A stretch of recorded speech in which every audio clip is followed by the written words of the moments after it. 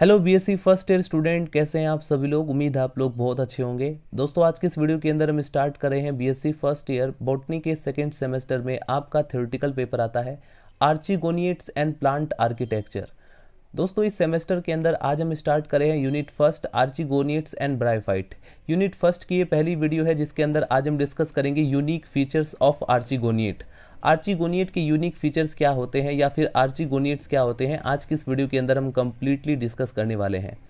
Heading डाल लीजिए student, unique features of आर्चिगोनिएट्स। सबसे पहले आपको समझना होगा कि आर्चिगोनिएट्स क्या होते हैं, उसके बाद हम डिस्कस करेंगे इनके यूनिक फीचर्स के बारे में। तो आर्चिगोनिएट्स एक हायर टेक्सोनोमिक टर्म होता है जो कि इंडिकेट करता है ऐसे प्लांट के बारे में, ऐसे प्लांट के ग्रुप के बारे में जिनमें फीमेल सेक्स ऑर्गन जो होता है वो आर्चिगोनियम के फॉर्म में होता है। राइट, जिनमें फीमेल सेक्स ऑर्गन जो होता है वो आर्चिगोनियम के फॉर्म में होता है, जैसे कि ब्रायोफाइट, टेरिडोफाइट एंड जिम्नोस्पर्म। ये 2021 में लॉन्च किया गया सिलेबस के अकॉर्डिंग एक नया पैटर्न, एक नई टेक्सोनोमिक टर्म दी गई है आर्चिगोनिएट्स। अगर आप इससे पहले जो सिलेबस था उसके अकॉर्डिंग डायरेक्टली आपको ब्रायोफाइटा पढ़ाया जाता था, टेरिडोफाइटा पढ़ाया जाता था, जिम्नोस्पर्म पढ़ाया जाता था। अब स्पेशली आपको सबसे पहले बताया गया है कि ब्रायोफाइटा, टेरिडोफाइटा, जिम्नोस्पर्म को कलेक्टिवली आप आर्चिगोनिएट्स प्लांट कह सकते हैं, क्योंकि इन सभी में जो फीमेल सेक्स ऑर्गन्स होता है वो आर्चिगोनियम के फॉर्म में पाया जाता है।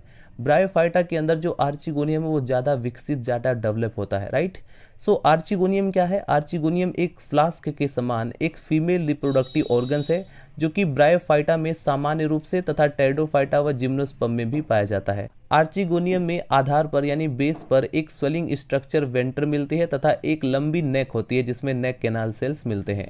वेंटर में एक एग सेल व छोटी वेंटर कैनाल सेल्स मिलती हैं। हेडिंग डाल लीजिए स्टूडेंट, जनरल कैरेक्टर्स ऑफ आर्चिगोनिएट्स। अब हम डिस्कस करेंगे आर्चिगोनिएट्स के मेन फीचर्स के बारे में। नंबर फर्स्ट पॉइंट, ये प्रथम स्थलीय पादपों का एक प्राग समूह है। ये फर्स्ट टेरेस्ट्रियल प्लांट का एक प्राग समूह है। प्लांट का जो थैलस होता है वो फोलियोस टाइप होता है और जीवन की सभी अवस्थाएं स्थलीय होती हैं। इन प्लांट्स के लाइफ की लगभग सभी स्टेजेस जो हैं वो स्थलीय होती है, परंतु फर्टिलाइजेशन के लिए इन्हें वाटर की नीड होती है, निषेचन के लिए पानी की आवश्यकता होती है। नंबर 4 पॉइंट, कुछ प्लांट एक्वेटिक भी होते हैं, जलीय भी होते हैं। नंबर 5 पॉइंट, गेमेटोफाइट में ट्रू रूट, स्टेम तथा लीफ का अभाव होता है। नंबर 6 पॉइंट, प्राग ब्रायोफाइटा थैलोइड होते हैं तथा ये विपर्सी पृष्ठाधारी चपटे होते हैं। उन्नत पादप ऊर्ध्व यानी इरेक्ट तथा पत्ती युक्त होते हैं। ये रेडियली सिमेट्रिकल होते हैं, यानी कि आप किसी भी जगह से इसे कट करने की कोशिश करें, सब में इनकी जो बॉडी है वो समान भागों में विभाजित हो जाती है, यानी कि ये रेडियली सिमेट्रिकल होते हैं। सुकाई जातियों में यानी थैलोइड स्पीसीज में एक कोशिकीय राइजोइड्स तथा पत्ती युक्त जातियों में राइजोइड्स जो होते हैं वो मल्टी सेलुलर होते हैं। राइजोइड्स क्या होते हैं? राइजोइड्स वह ऑर्गन है जो कि वाटर को एब्जॉर्ब करता है, मिनरल सोर्स को एब्जॉर्ब करता है और आधार से जोड़े रखने का काम करता है। राइट, तो ऐसी जातियां थैलोइड जो स्पीसीज होती हैं उसमें यूनिसेल्युलर राइजोइड्स पाया जाता है, और ऐसी स्पीसीज जिसमें लीफ युक्त यानी पत्ती युक्त जातियों में राइजोइड्स जो होते हैं वो मल्टी सेलुलर होते हैं। गेमिटोफाइट बड़ा स्पष्ट व स्वतंत्र होता है। लीवरवोर्ट में बैंगनी कलर के स्केल्स भी मिलते हैं और किसी प्रकार का इसमें संवहन तंत्र यानी कंडक्शन के लिए जो वेस्कुलर सिस्टम होता है इन पादपों में नहीं मिलता है। बट इरेक्ट प्लांट में सेंट्रल मेडुला मिलती है जिसमें वाटर तथा फूड मटेरियल का स्थानांतरण होता है। पॉइंट नंबर 12, प्लांट जो होते हैं वो वेजिटेटिव व सेक्सुअल रिप्रोडक्शन करते हैं, यानी इसमें कायिक जनन होता है, वेजिटेटिव रिप्रोडक्शन होता है और सेक्सुअल रिप्रोडक्शन होता है। ए सेक्सुअल रिप्रोडक्शन अब्सेंट होता है। पॉइंट नंबर 13, वेजिटेटिव रिप्रोडक्शन, इसमें जेमी, बल्बिल, ट्यूबर, एडवेंटिटिवस ब्रांचेस, मृत व सड़न, प्राइमरी व सेकेंडरी प्रोटोनिमा आदि से होता है। इनमें जो सेक्सुअल रिप्रोडक्शन होता है वो ओगेमस टाइप का होता है और सेक्सुअल रिप्रोडक्शन में जो ऑर्गन्स होते हैं वो जैकेट युक्त होते हैं। राइट, लैंगिक जनन अंग जो होते हैं जैसे कि एंथ्रिडिया, ओगोनिया, उनमें जैकेट पाया जाता है, यानी कि जैकेट युक्त होते हैं। और सेक्सुअली रिप्रोडक्टिव ऑर्गन्स जो होते हैं वो मल्टी सेल्युलर होते हैं। Point number 17, female reproductive organs को हम आर्किगोनियम कहते हैं और मेल रिप्रोडक्टिव ऑर्गन्स को हम एंथ्रिडियम कहते हैं। पॉइंट नंबर 18 के अकॉर्डिंग एंथ्रोजोइड्स जो होते हैं वो द्विकशाभिक होते हैं। जो पुमनु होते हैं वो द्विकशाभिक यानी बाई फ्लैजिलेट होते हैं जिसमें 2 फ्लैजिला पाया जाता हो। पॉइंट नंबर 19, निषेचन के लिए जल की आवश्यकता होती है, फर्टिलाइजेशन के लिए वाटर की नीड होती है।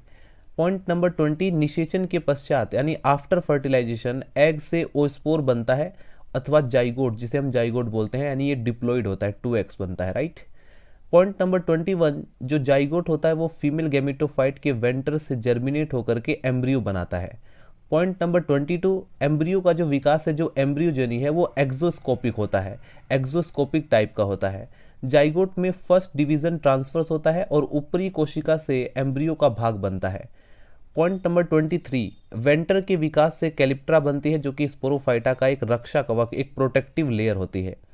Point number 24, alternation of generation जो होता है वो हेट्रोलोगस होता है और दोनों स्टेजेस गैमेटोफाइट और स्पोरोफाइट असमान होती हैं। हेडिंग डाल लीजिए स्टूडेंट, अल्टरनेशन ऑफ जनरेशन। इनकी लाइफ साइकिल में दो निश्चित एक डेफिनेट स्टेजेस गैमेटोफाइट और स्पोरोफाइट होती हैं। गैमेटोफाइट जो होती है वो हैप्लॉइड फेज होता है, एक्स इसलिए इसे डिनोट किया गया है, और स्पोरोफाइट जो होता है वो 2x होता है, यानी डिप्लॉइड फेज होता है। ये एक दूसरे से एकांतरित होती रहती है, इनके बीच अल्टरनेशन ऑफ जनरेशन होता है। गैमेटोफाइट एक्स मुख्य पादप यानी मेन प्लांट होता है तथा सर्वथा स्वतंत्र होता है, पूरी तरह से फ्रीडम होता है, और यह थैलोइड व फोलियोज होता है। जबकि स्पोरोफाइट जो होता है वो फीमेल गैमेटोफाइट पर एक निर्भर, एक डिपेंडेंट स्टेज है। यह मूल रहित होता है, यानी कि इसमें जड़ नहीं पाई जाती, लीफ नहीं पाई जाती है, राइट। जड़ रहित और पत्ती रहित एक पादप, एक प्लांट है। इसमें फुट, सीटा और कैप्सूल, इसके 3 पार्ट होते हैं। हम यहाँ पर स्पोरोफाइट की बात कर रहे थे। गैमेटोफाइट पर लैंगिक जनन अंक एंथ्रीडियम व आर्किगोनियम के रूप में मिलते हैं।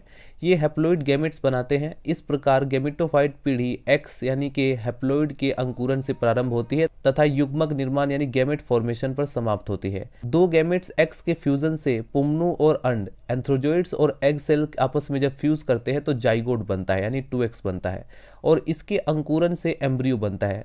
और जब ये जाइगोट जर्मिनेट करेगा, अंकुरन जब उसका होगा तो एम्ब्रियो बनता है। एम्ब्रियो के विकास से स्पोरोफाइट बनता है, यानी बीजाणुद्भुत। इसे स्पोरोगोनियम भी कहते हैं। इस स्पोरोगोनियम के कैप्सूल वाले भाग में द्विगुणित बीजाणु मात्र कोशिका यानी मदर सेल 2x बनती है, और इस कोशिका में मियोसिस विभाजन के फलस्वरूप अर्धसूत्री विभाजन यानी कि मियोस्पोर बनते हैं।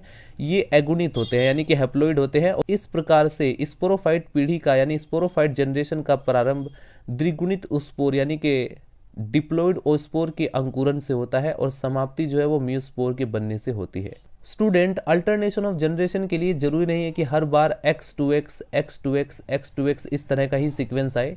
अगर उसमें कुछ इस तरह का भी सीक्वेंस आ रहा है xx, 2x, फिर उसके बाद xx, फिर 2x, अगर इस तरह का भी सीक्वेंस आ रहा है तो उसे भी हम अल्टरनेशन ऑफ जनरेशन कहेंगे। एक सीक्वेंस मिलना चाहिए, राइट। तो ये हमने फाइनली कवर किया alternation of generation. So student, मिलते हैं नेक्स्ट वीडियो में। वीडियो पसंद आए तो लाइक करें, चैनल को सब्सक्राइब कर दें अगर आपको इसी तरह की और भी वीडियोस चाहिए तो। नेक्स्ट वीडियो के अंदर हम डिस्कस करेंगे जनरल कैरेक्टर्स ऑफ ब्रायोफाइट।